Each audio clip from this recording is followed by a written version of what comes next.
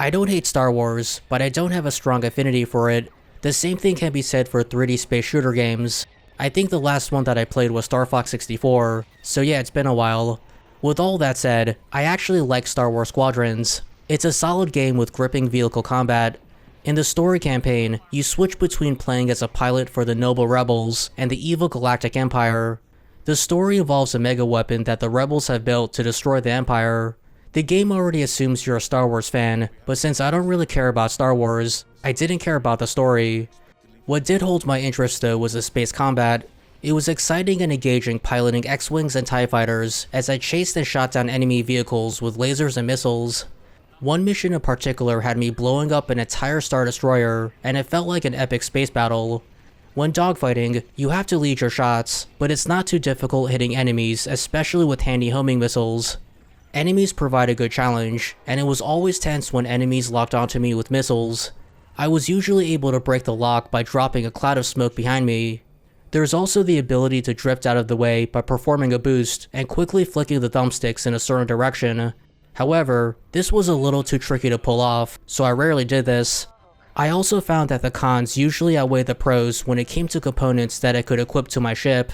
For example, one component increases shields, but decreases health, while another decreases incoming missile damage, but increases laser damage taken.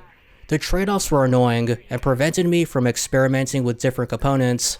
I also ostensibly encountered 3 glitches that caused me to restart from the last checkpoint, but this only resulted in a few seconds of lost progress, since I was able to quickly resume where I left off. Every ship has 3 modes that let you boost either lasers, shields, or engines.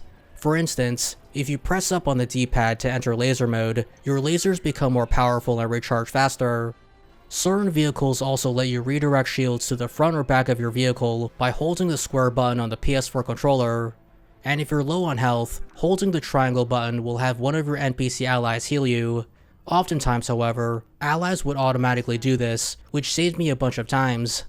Unlike Star Fox 64, your allies actually help you in combat and will shoot down enemies. Additionally, you can issue commands to make allies attack certain enemies or defend objectives.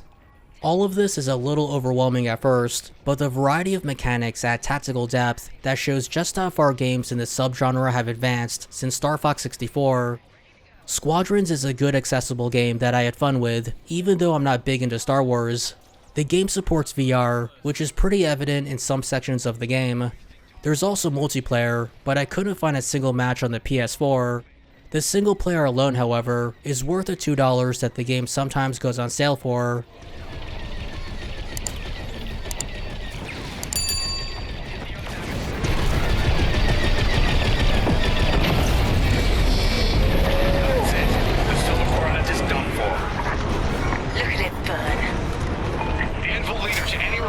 If you can hear me, fall back.